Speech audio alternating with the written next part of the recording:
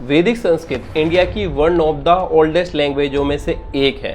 हालांकि उर्दू भी इंडिया में ओरिजिनेट हुई थी और हिंदी की तरह संस्कृत उर्दू की भी पूर्वज है, लेकिन इंडिया में हिंदी और इंग्लिश को ऑफिशियली लैंग्वेज का स्टेटस दिया गया है। इंडिया के सभी स्टेट्स को अपने अपने हिसाब से अपनी ऑफिशियल लैंग्वेज चुनने का हक है और ऐसे कई स्टेटों ने भी अपनी अपनी ऑफिशियल लैंग्वेज चुन रखी है। अब इतने बड़े नॉर्थन इंडिया में जहां भारत की आधी से ज्यादा आबादी रहती है, यहां पर बोले जाने वाली सिर्फ 7 लैंग्वेजों को ही रिकॉग्नाइज किया गया है और 15 लैंग्वेज इस एरिया से बिल्कुल बाहर बोली जाती है। क्या आपने कभी सोचा है इतने बड़े एरिया को हिंदी ही क्यों रिप्रेजेंट करती है? पूरे इंडिया में कुछ किलोमीटर चलने पर जहाँ लैंग्वेज ही क्या पूरा कल्चर बदल जाता है, वहाँ इतने बड़े रीजन में लिंग्विस्टिक डाइवर्सिटी है ही नहीं। अगर है भी तो उसे छुपाया क्यों जा रहा है? हिंदी के अलावा यहाँ किसी भी रीजनल लैंग्वेज को रिप्लेस क्यों नहीं किया गया है?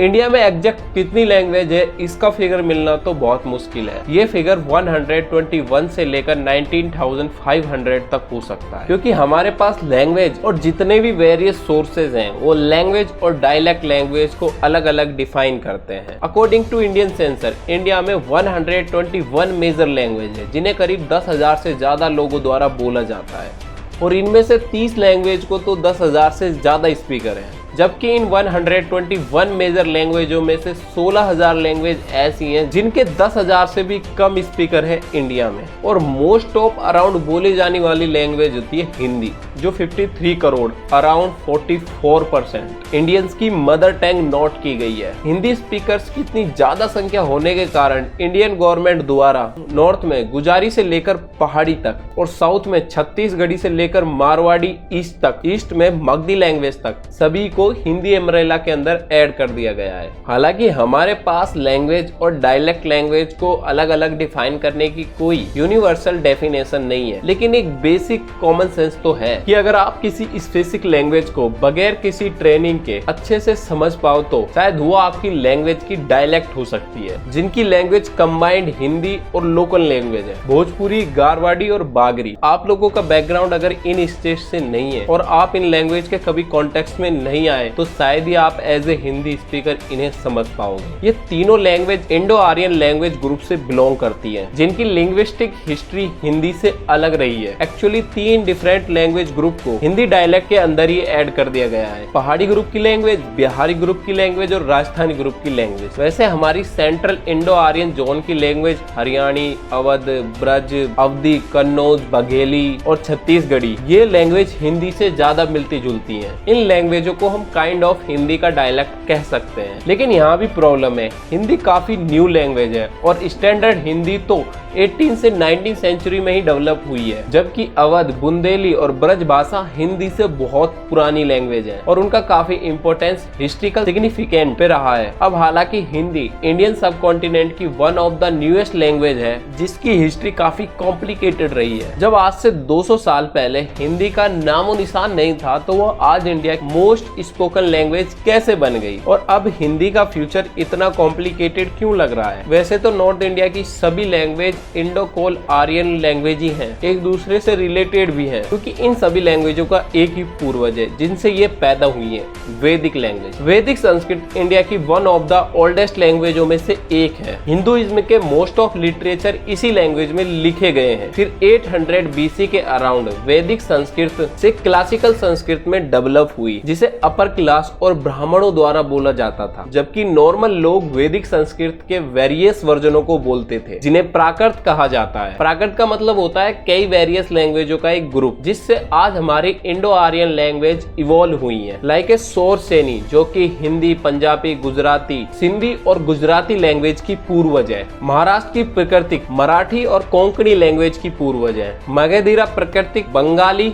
आसमी, ओरिया और बिहारी लैंग्वेज की पूर्वज लैंग्वेज है। इनके अलावा भगवान बुद्ध की लैंग्वेज पाली और भगवान महावीर की लैंग्वेज मगधीरी है। मोस्ट ऑफ बुद्धिज्म और जैनिज्म कॉन्टेक्स्ट इन्हीं 2 लैंग्वेजों में लिखे गए हैं। फिर 500 AD में नॉर्थ नॉर्दर्न इंडिया में सौरसेनी से सूर्यसेन अपभ्रंश डायलेक्ट इवॉल्व हुई, जो कि फिर 13th सेंचुरी में नॉर्थ इंडिया की लिंग्विस्टिक लैंग्वेज रही, जिसे पारसी रूलर हिंदवी लैंग्वेज के नाम से बुलाते थे। 1119 टू सेकंड बैटल तराइन के दौरान मोहम्मद गोरी डायनेस्टी के किंग मोहम्मद गोरी ने चौहान डायनेस्टी के राजपूत पृथ्वीराज चौहान को हरा देने के बाद देन मोस्ट ऑफ इंडिया में इसके बाद इस्लामिक शासन की शुरुआत हुई और 1206 में दिल्ली सल्तनत की स्थापना हुई और पर्शियन यहाँ की ऑफिशियल लैंग्वेज बनी और जो यहाँ पर उस वक्त बोली जाने वाली हिंदवी लैंग्वेज यहाँ की सेमी ऑफिशियल लैंग्वेज बनी। वैसे 11th सेंचुरी के आसपास हिंदी लैंग्वेज के वेरियस वर्जन बनना शुरू हो गए थे, खड़ी बोली, हरियाणवी, कन्नौज और ब्रज भाषा जैसी, और 12th सेंचुरी में वो एक दूसरे से काफी डिस्ट्रैक्ट भी हो गई। कैपिटल दिल्ली के आसपास खड़ी बोली को हिंदी का डायलेक्ट बोली जाती है, जबकि ऑफिशियल लैंग्वेज पार्सियन थी, जिससे दिल्ली के आसपास खड़ी बोली में पार्सियन वोकेबुलरी के लॉन्ग वर्ड्स का इन्फ्लुएंस बढ़ने लगा और एक मिक्स लैंग्वेज हिंदुस्तानी इवॉल्व हुई, जो कि पारसू, अरेबिक और देवनागरी की कई स्क्रिप्ट में लिखी जाती है। फिर 1526 में बाबर ने दिल्ली सल्तनत को डिस्ट्रॉय करके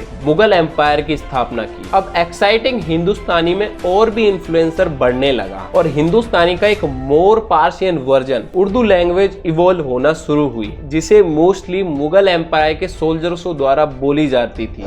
और इसके बाद इसी के पैरेलल हिंदुस्तानी लैंग्वेज का भी संस्कृत वर्जन हिंदी का इवोल्यूशन शुरू हो चुका था, जिसे देवनागरी स्क्रिप्ट में लिखा जाता था। 1757 में मराठाओं द्वारा मुगल एम्पायर को हराकर दिल्ली सल्तनत पर कब्जा कर लिया था। हालांकि अभी तक पूरे नॉर्थ इंडिया में पार्शियन लैंग्वेज ऑफिशियली लैंग्वेज थी, लेकिन फिर 1803 में सेकेंड मराठा एंग्लो वॉर के दौरान ब्रिटिश फोर्स ने मराठा फोर्स को हरा दिया और नॉर्थर्न इंडिया में ब्रिटिश रूल शुरू हुआ और अब ब्रिटिशियर्स ने ब्रिटिश राज के दौरान में अपने सभी प्रोविजंस में पार्शियन लैंग्वेज को ऑफिशियल लैंग्वेज से हटाकर वहां की लोकल लैंग्वेज को ऑफिशियल लैंग्वेज बनाने का काम शुरू कर दिया। नॉर्थर्न इंडिया में उस समय हिंदुस्तानी सबसे बोली जाती थी और सबसे ज्यादा समझी जाती थी और 1835 में ब्रिटिशियर्स ने ब्रिटिश राज में अपने सभी प्रोविजंस में से पार्शियन लैंग्वेज को हटाकर उसकी जगह पर हिंदुस्तानी को ऑफिशियल लैंग्वेज बना दिया under the name of Urdu.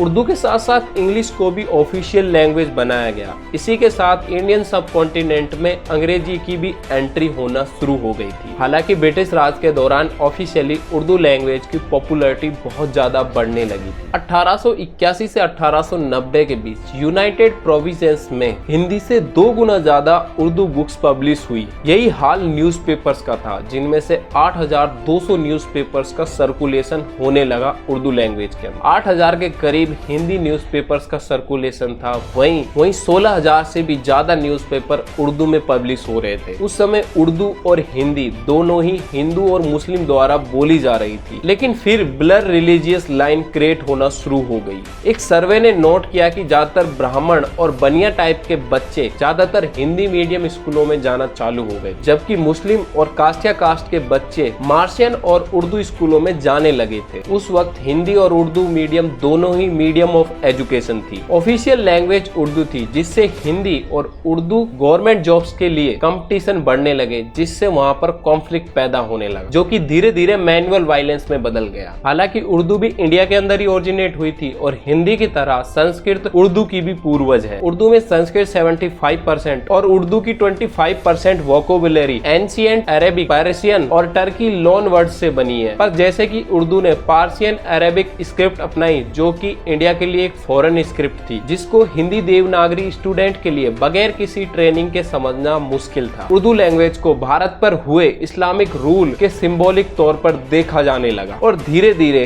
Hindi Hindu language और उर्दू मुस्लिम लैंग्वेज का नैरेटिव पैदा होने लगा। ऐसे में कई ऑर्गेनाइजेशन चाहती थी कि हिंदी को उर्दू की बजाय ऑफिशियल लैंग्वेज बनाया जाए इन देवनागरी स्क्रिप्ट को, लेकिन 18th से 19th सेंचुरी में हिंदी को पॉपुलराइज करने के मूवमेंट शुरू हुए थे। Father of Hindi literature Harish Chandra और अखिल भारतीय हिंदू परिषद के संस्थापक पंडित मदन मोहन मालवीय इस मूवमेंट के फिगर्स रहे थे। और हिंदी लैंग्वेज को और पॉपुलैरिटी तब मिली जब 1881 में बिहार ने उर्दू को रिप्लेस कर हिंदी लैंग्वेज को अपनाया। बिहार का ऐसा करने के पीछे मल्टीपल रीजंस थे। बिहार को बंगाली प्रेसिडेंसी से अलग होना था, बिहार को अपनी एक अलग पहचान चाहिए थी और Bihar most of divergence provisions था जहां पर मल्टीपल लैंग्वेज बोली जाती थी। तो बिहार को बस एक सिंगल लैंग्वेज चाहिए थी जिससे वो एक कनेक्टिंग लैंग्वेज बन सके। बिहार का ये स्ट्रीम हिंदी पॉलिटिक्स में भी इंक्लूड होना चाहता था। उस समय वैसे तो बिहार के लोगों को 99% हिंदी नहीं आती थी, फिर भी बिहार में एक नई लैंग्वेज हिंदी अपनाई गई। उर्दू स्पीकर्स ने भी उर्दू के ओरिजिन को बचाने के लिए कई ऐसी ऑर्गेनाइजेशन बनाई, जैसे अंजुमन तरक्की उर्दू का फॉर्मेशन हुआ। लैंग्वेज कंट्रोवर्सियों ने कम्युनल वायलेंस का रूप अपना लिया था और कई एक्सपर्ट्स का तो ये भी मानना है कि इसी हिंदू मुस्लिम डिबेट ने इंडिया के अंदर नेशनलिज्म के बीज बोए थे, जिससे इंडियन सब कॉन्टिनेंट का रिलीजियस लाइन से बंटवारा हुआ। 1947 में इंडिया और पाकिस्तान एक दूसरे से अलग हो गए थे, लेकिन पाकिस्तान ने इमीडिएट उर्दू लैंग्वेज को अपना लिया था। लेकिन इंडिया के लिए ये करना इतना आसान नहीं, क्योंकि इंडिया में मल्टीपल लैंग्वेज की स्क्रिप्ट और डायलेक्ट्स, ज्यादातर लीडर्स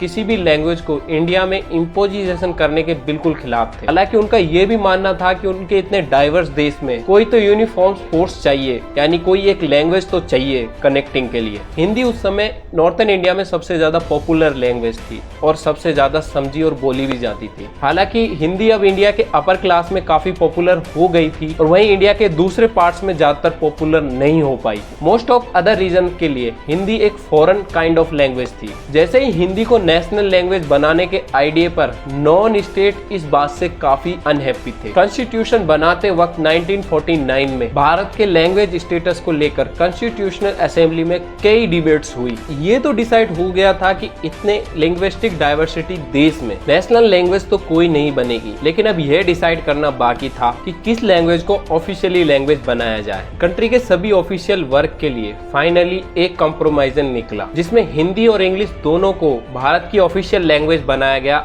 अगले 15 सालों के लिए। उसके बाद हिंदी को ही आगे ऑफिशियल लैंग्वेज बनाया जाए, ऐसा प्लान बनाया गया था। 15 इयर्स का प्लान इसलिए बनाया गया था कि गवर्नमेंट हिंदी को पूरे इंडिया में पॉपुलर कर सके। लेकिन आप सभी लोग जानते हो कि साउथ इंडिया के अंदर लैंग्वेज का टॉपिक बहुत ही कंट्रोवर्शियल रहा है। पाकिस्तान में जैसे उर्दू को ऑफिशियली लैंग्वेज बनाया गया, लेकिन पाकिस्तान ने अपनी इस लैंग्वेज को बंगालियों पर थोपने का काम किया, जिसे वो लोग बर्दाश्त नहीं कर पाए और 1971 में जाकर बांग्लादेश एक अलग देश बन गया। और श्रीलंका तो अपनी दो ही लैंग्वेज सिंहल और तमिल को हैंडल नहीं कर पा रहा है और कंट्री इसी वजह से सिविल वॉर में फंस गई। और इंडिया के लिए तो लैंग्वेज का केस और भी ज्यादा कॉम्प्लिकेटेड है। हिंदी ने नॉर्थन इंडिया को तो कनेक्ट किया है, लेकिन वो वेस्टर्न, साउथर्न और पूर्व को कनेक्ट करने में फैल रही है। हिंदी के लिए मुश्किलें और बढ़ गई जब 1956 में लिंग्विस्टिक स्टेट रीऑर्गेनाइज हुए। लैंग्वेज के बेस पर ही नए स्टेट डिवाइड किए गए और मर्ज किए गए। लेकिन अब देखा जाए तो फॉर्मर स्टेट में ही हिंदी को पॉपुलर करना आसान था, क्योंकि वहाँ सभी स्टेट में मल्टीपल लैंग्वेज बोली जाती थी। जैसे जैसे 1965 नजदीक आती गई, कई नॉन हिंदी स्टेटों में हिंदी को थोपे जाने के डर से हिंदी के अगेंस्ट प्रोटेस्ट होने लगे, स्पेशली साउथ इंडिया में, जिससे सेंटर में गवर्नमेंट लाल बहादुर शास्त्री ने इंग्लिश को कंटिन्यू भारत की ऑफिशियल लैंग्वेज रखा, तब तक जब तक सभी स्टेट हिंदी को ऑफिशियल लैंग्वेज नहीं मान लेते। लेकिन धीरे धीरे हिंदी का एक क्वेश्चन बहुत ज्यादा होने लगा है। सारा ऑफिशियली काम हिंदी में होने लगा है। अर्बन एरियाज में बस अब हिंदी चलने लगी है, लेकिन जो अब रीजनल लैंग्वेज है वो रूरल एरियाज तक ही सीमित रह गई है। हिंदी का जैसे कोई अपर क्लास नैरेटिव फैलने लगा है। हिंदी को तो पढ़े लिखे लोगों की लैंग्वेज बन गई है, वहीं देसी लैंग्वेज को अनपढ़ या इलिटरेट लोगों की लैंग्वेज समझा जाने लगा है और धीरे धीरे देसी लैंग्वेज भी खत्म होने लगी है। लेकिन अब इंडिया में कई लोग अपनी मदर टंग लैंग्वेज को छोड़कर धीरे धीरे हिंदी को इम्पोर्टेंस देने लगे हैं, डे टू डे लाइफ में ज्यादा यूज करते हैं। लेकिन अब ऐसा भी नहीं है कि केवल हिंदी की वजह से और लैंग्वेजों को खतरा हो रहा है। इन बड़ी लैंग्वेजों के कारण इनके आसपास के छोटे स्पीकर लगातार घटते जा रहे हैं। ऐसा सभी लैंग्वेजों के साथ पूरी दुनिया में सेंचुरी से होता आ रहा है, जब से ह्यूमन सिविलाइजेशन स्टार्ट हुई है। लेकिन जिस तरह हिंदी देसी लैंग्वेजों के लिए खतरा है, उसी तरह अंग्रेजी हिंदी के लिए खतरा है, क्योंकि इंडिया के अंदर इंग्लिश हिंदी से कई गुना ज्यादा तेजी से फैल रही है। हाँ, वैसे तो इंग्लिश एक ग्लोबल लैंग्वेज है, जिससे इंडिया को इंटरनेशनल लेवल पर कई अपॉर्चुनिटीज मिली हैं।